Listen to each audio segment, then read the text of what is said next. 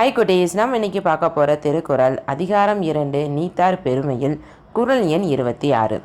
செய்கரிய செய்வார் பெரியர், சிறியர் செய்கரிய செய்கலாதார். விளக்கம்: பிறர் செய்வதற்கு முடியாத செயல்களை செய்பவரே மேன்மக்கள், செய்ய முடியாதவரோ சிறியவரே. இந்த குறளின் விளக்கத்தை நம்ம ஒரு குட்டி கதை மூலமாக பார்க்கலாம் வாங்க. ராமு சோமு 2 பேருமே எதிரிகள். 2 பேருமே திறமையானவங்க. 2 பேருமே சிவில் இன்ஜினியரிங் படிச்சுட்டு வேலைக்காக காத்துக்கிட்டு இருக்காங்க. ராமு ரொம்ப நல்லவர். நீதி, நேர்மை, கண்ணியம், கட்டுப்பாடுன்னு தனக்குன்னு ஒரு கொள்கைகளை வச்சு அதுக்குள்ளே வாழ்கிறவர். சோமு அப்படி கிடையாது. தனக்குன்னு எந்த நீதி, நேர்மைன்னு கொள்கைகள்னு எதுவுமே இல்லாமல், ஒரு கட்டுப்பாடே இல்லாமல் மனம் போன போக்கில் வாழ்கிறவர். கரெக்டாக இவங்க படித்து முடித்து வேலைக்காக காத்துட்ருக்கிற இந்த சமயத்தில் அரசாங்கத்திலேருந்து ஒரு செய்தி வருது. ஏழை எளியவர்களுக்காக ஒரு 20 வீடை கட்டி கொடுக்கலாம் அப்படின்னு ஒரு திட்டம் போடுறாங்க. அதே சமயத்தில் இந்த 20 வீடை கட்டுற வாய்ப்பை எக்ஸ்பீரியன்ஸாக இருக்கிறவங்களுக்கு கொடுக்கறத விட புதுசாக படித்து முடித்து வேலைக்காக காத்துட்ருக்கிற இளைஞர்களுக்கு கொடுக்கணும்னு முடிவு பண்ணுறாங்க. அதனால் இந்த வருஷம் படித்து முடித்த இளைஞர்கள் இந்த 20 வீடுகளை கட்டுறதுக்கு எவ்வளவு ஆகும் அப்படிங்கிற விவர பட்டியலை நியாயமான விலையில் ரெடி பண்ணி கொண்டு வந்து கொடுக்குறவங்களுக்கு தான் இந்த கான்ட்ராக்ட் அப்படின்னு அரசு அறிவிக்குது. ராமு சோமு 2 பேருமே எப்படியாவது இந்த கான்ட்ராக்டை நமதாக்கிக்கணும் அப்படின்னு முடிவு பண்ணுறாங்க. 2 பேருமே அவங்களுடைய பட்டியல்களை ரெடி பண்ண ஆரம்பிக்கிறாங்க. ராமுவோட விலைப்பட்டியல் எதை மையப்படுத்தி இருந்தது அப்படின்னா, ஏழை மக்களுக்காக கட்டி கொடுக்க போகிறோம், நம்ம பேர் சொல்ல கட்டி கொடுக்கணும், நல்ல தரமான பொருட்களை போட்டு கட்டி கொடுக்கணும், இந்த ஆர்டர் நமக்கு கிடைக்கிது கிடைக்காம போகுது, ஆனால் நம்ம கைக்கு வந்தால் இதை சிறப்பாக செய்யணும் அப்படிங்கிறதுனால அவருடைய விலைப்பட்டியல் கொஞ்சம் அதிகமாக இருந்தது. ஆனால் சோமுவோட விலைப்பட்டியல் அவருடைய சுயநலத்தை மையப்படுத்தி இருந்தது. என்ன ஆனாலும் சரி, இந்த கான்ட்ராக்ட் நமக்கு கிடைச்சே ஆகணும், இது மட்டும் கிடைச்சிருச்சுன்னா நம்ம வாழ்க்கையில் முன்னேறி போய்கிட்டே இருக்கலாம், என்ன செய்யலாம் அப்படின்னு யோசித்த சோமு, சரி பொருட்கள்லாம் முன்ன பின்ன தரம் இல்லாமல் போட்டு எப்படியாவது சரி கட்டுவோம் அப்படின்னு சொல்லிட்டு விலைப்பட்டியலில் எல்லா மதிப்பையும் குறைச்சி போட்டுறாரு.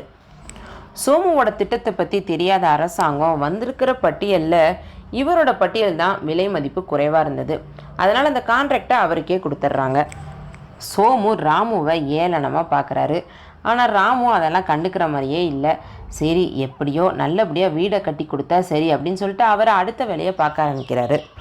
சோமு தன் வேலைகளை ஆரம்பிக்கிறாரு. பட்டியலில் எல்லாமே விலை குறைச்சி போட்டதுனால தேடி தரமில்லாத பொருட்களாக வாங்கி வீடுகளை கட்டி முடிக்கிறாரு.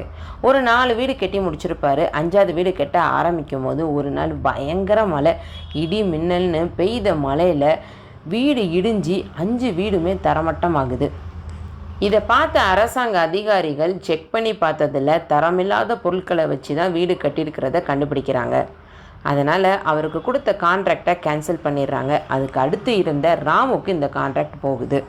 ராமுவுக்கு இந்த வாய்ப்பு கிடைச்சதுமே இதை நம்ம தரமாக பண்ணி கொடுக்கணும் அப்படின்னு முடிவு பண்ணுறாரு.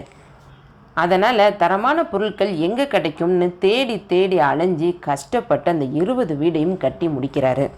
அவரோட கடின உழைப்பையும் நேர்மையையும் பார்த்து சுற்றி இருந்த வேலையாட்கள்லாம் அவரை வியந்து பார்க்குறாங்க. இந்த கான்ட்ராக்ட் கிடைச்சா மட்டும் போதும், தன் குடும்ப நிலை உயர்ந்து விடும் அப்படிங்கிறத தெரிஞ்சுமே ராமு தன் ஆசைக்கு தீனி போடாமல் நேர்மையான வழியில் நடந்ததுக்காக அரசாங்கம் அவருக்கு சிறப்பு விருது வழங்கி கௌரவப்படுத்தினது. ஹாய் குடேஸ், உங்களுக்கு இந்த கதை பிடிச்சிருந்ததா? அதாவது நம்ம யாரை பெரியவங்கன்னு சொல்கிறோம்? வயதில் மூத்தவர்களை நம்ம பெரியவங்கன்னு சொல்கிறோம். ஆனால் திருவள்ளுவர் என்ன சொல்கிறாரு?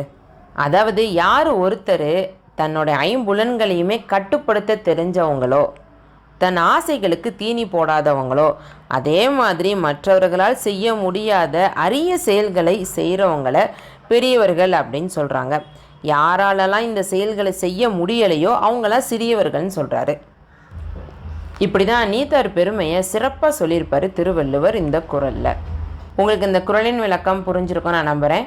இனி வர்ற வாரங்களில் நம்ம அடுத்த குறளை பார்க்கலாம். இந்த வீடியோ உங்களுக்கு பிடிச்சிருந்தது அப்படின்னா உங்கள் ஃப்ரெண்ட்ஸ் கூட ஷேர் பண்ணுங்கள், லைக் பண்ணுங்கள், விருதை பொண்ணு சேனலை சப்ஸ்கிரைப் பண்ணுங்கள். நன்றி, வணக்கம்.